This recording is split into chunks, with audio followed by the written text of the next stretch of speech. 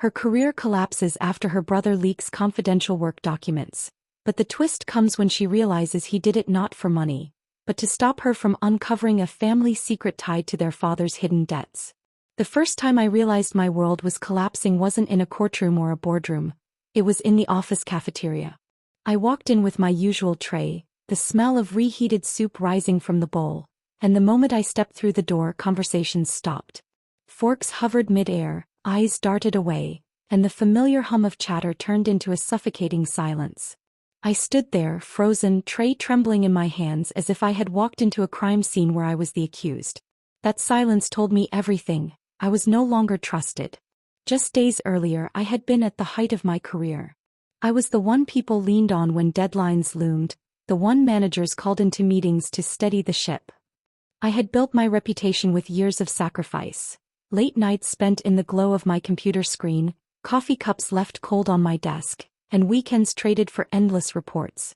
I remember the pride I felt when colleagues sought my guidance, their eyes filled with respect. I believed I had carved out something unshakable. But trust, I learned, can vanish faster than a spilled cup of coffee. The leak of confidential documents changed everything. It was sudden, brutal, and public. My name appeared in emails, in whispered conversations, and eventually in official meetings. "She's the one under suspicion," they said. I remember sitting in a conference room, the air thick with tension as managers questioned me with voices sharp enough to cut through steel. "Did you share these files? Who else had access? Why were your credentials used?" I answered each question with honesty, but honesty sounded weak against the evidence stacked against me. Every word I spoke seemed to dissolve before it reached them. The humiliation was relentless. Projects I had nurtured for months were stripped from my hands. My team avoided me, their eyes sliding away when I entered the room. A friend I had trusted for years crossed the hallway without acknowledging me, her gaze fixed firmly on the floor. My mentor, the man who had once guided me through the toughest challenges, stopped returning my calls. Each rejection cut deeper than the last, leaving me raw and exposed. Small incidents reminded me daily of how far I had fallen. One afternoon I walked into the break room to refill my coffee. A group of colleagues stood near the counter laughing about something. The moment they saw me, the laughter died. One of them shifted uncomfortably, another cleared his throat, and the rest stared at their shoes. I poured my coffee in silence, the sound of liquid hitting the cup louder than their forced quiet. That moment stayed with me longer than any official accusation. The breaking point came when I discovered the truth. My brother, my own flesh and blood, was behind the leak. I remember the moment vividly.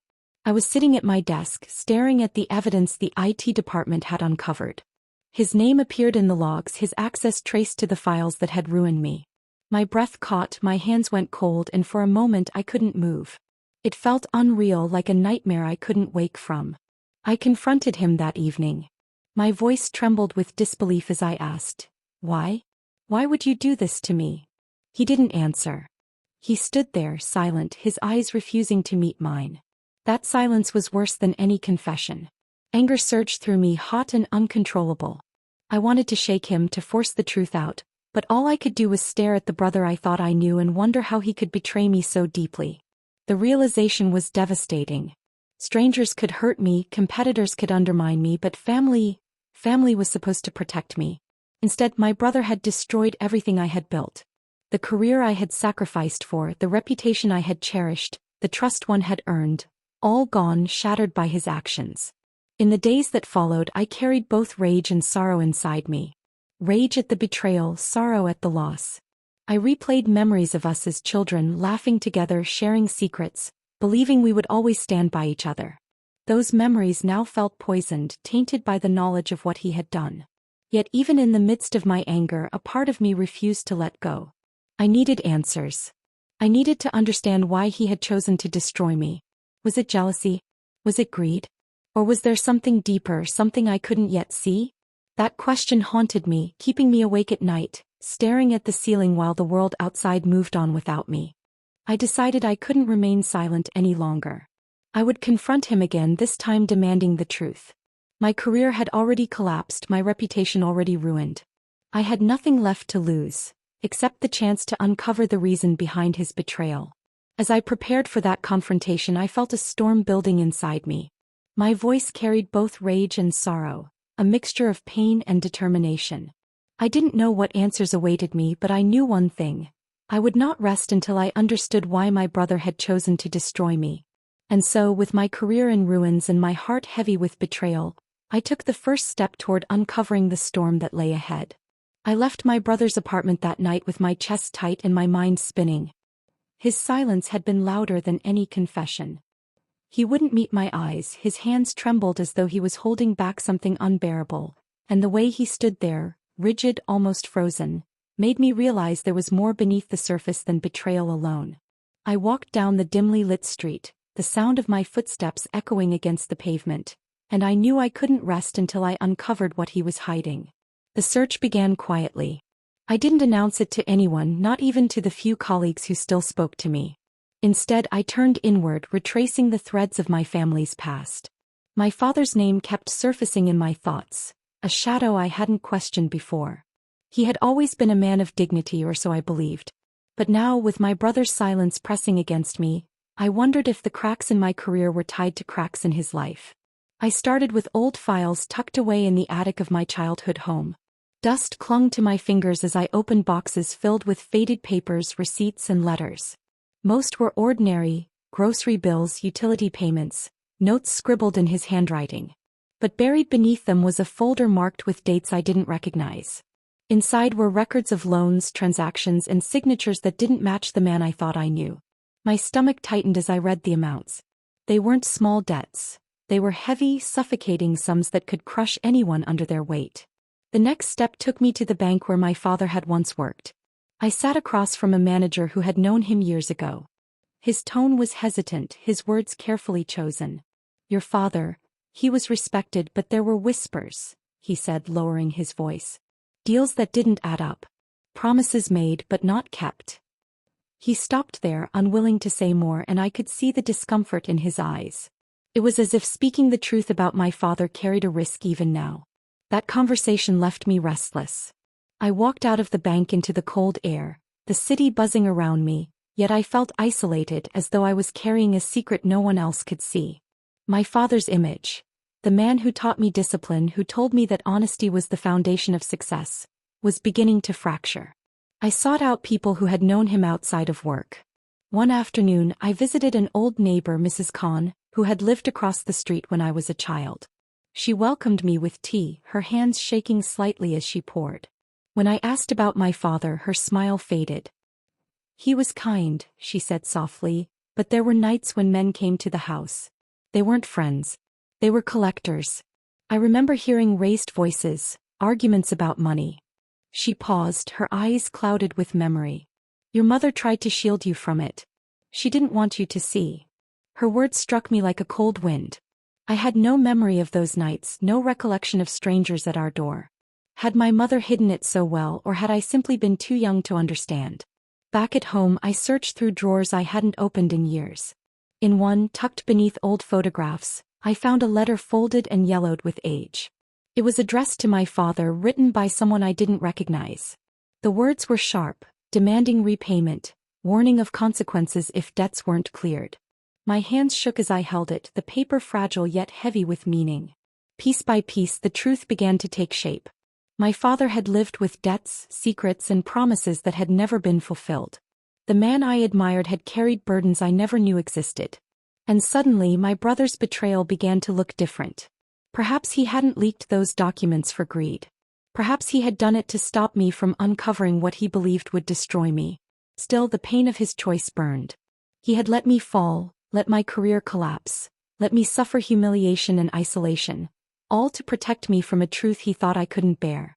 That protection felt cruel, twisted, and misguided. I confronted him again, this time with fragments of what I had uncovered. "I found the letters," I said, my voice steady but sharp. "I know about the debts. Why didn't you tell me?" He looked at me then, his eyes heavy with guilt. "Because you would have kept digging," he whispered. "And once you saw everything, you wouldn't have been able to let it go. I thought, if I stopped you, maybe you could move on." His words didn't soothe me. They cut deeper. Move on? How could I move on when my career was in ruins, when my reputation was shattered, when the truth about my father had already begun to unravel? His silence had only delayed the inevitable, and in doing so, it had destroyed me. I walked away from him that night with a mix of anger and sorrow swirling inside me. The betrayal now felt layered, both cruel and protective. He had tried to shield me, but in doing so he had broken me. The realization settled heavily. My career collapse was not about money or greed. It was about shielding me from a truth my brother thought I couldn't bear. And yet here I was, carrying it anyway, the weight pressing down on me with every step I took. I walked away from my brother that night with the weight of his words pressing against me, heavier than the debts I had uncovered. He thought he was shielding me, but all I felt was rage. Rage at him, rage at my father, rage at the lies that had been woven into the fabric of my life. The anger rose inside me like a tide, unstoppable, demanding action. I couldn't let humiliation be the final chapter of my story. Sleep became impossible. I lay awake, staring at the ceiling, my mind replaying every moment of betrayal. The silence of the house was broken only by the scratching of my pen as I filled notebooks with thoughts, plans, and fragments of evidence. Pages piled up, scribbled notes, timelines, connections between debts and names I had never heard before. Each word I wrote steadied me, turning my pain into determination. During the day I carried myself differently. People who once doubted me noticed the change. My voice grew sharper, my posture straighter. In the grocery store I overheard two former colleagues whispering about me. Instead of shrinking, I walked past them with my head high, letting them see that I wasn't broken. That small act of defiance fueled me more than I expected. I began reaching out to those who had turned away from me. Some refused to answer, but others agreed to meet. One evening I sat across from a former teammate in a quiet cafe.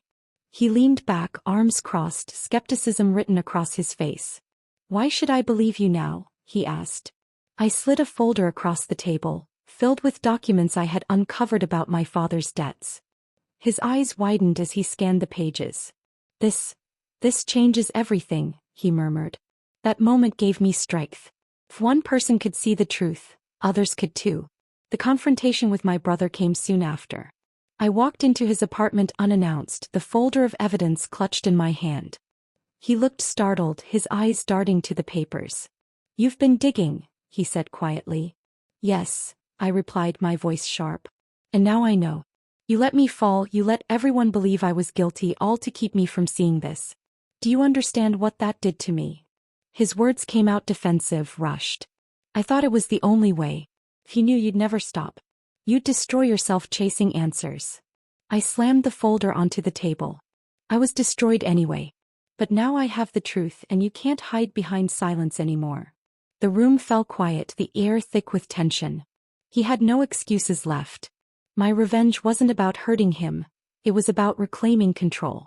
I began piecing together a plan, deliberate and precise. I gathered every document, every letter, every record of debt. I spoke to people who had doubted me, showing them evidence that cleared my name. Slowly the narrative shifted.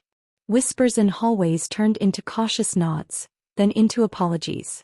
The satisfaction of watching the pieces fall into place was unlike anything I had felt before. One incident stands out vividly. I was invited to a meeting with former colleagues who had once dismissed me. As I laid out the evidence, the room grew silent. A manager who had accused me leaned forward, his face pale. "We were wrong," he admitted. "You were never the one at fault." Hearing those words didn't erase the pain, but it gave me closure. The family bond, however, remained fractured. My brother avoided me for weeks, unable to face the consequences of his choices. When we finally spoke again, his voice was heavy with regret. "I thought I was protecting you," he said. "But I see now I only hurt you." I didn't forgive him, not fully. Some wounds run too deep. But I understood that his betrayal carried a twisted form of love, misguided and destructive. Resolution came slowly, like dawn breaking after a long night. I realized that secrets can destroy more than careers. They can unravel families, identities, and trust. Yet survival meant choosing strength over despair. I rebuilt myself piece by piece, not as the person I had been, but as someone stronger, sharper, and unwilling to be silenced. In the quiet moments, I reflected on the lessons I had learned. Betrayal doesn't always come from enemies. Sometimes it comes from those closest to us, wrapped in the illusion of protection. Love can be twisted, debts can be hidden, and trust can be shattered. But resilience is a choice. I closed this chapter of my life with a sense of hard-earned peace. My voice softened, no longer sharp with anger but steady with resolve. I had faced betrayal, uncovered hidden truths, and reclaimed my dignity. The storm had passed, leaving me scarred but stronger. And as I looked ahead, I knew that survival wasn't just about enduring. It was about rising even when the ground beneath you has crumbled.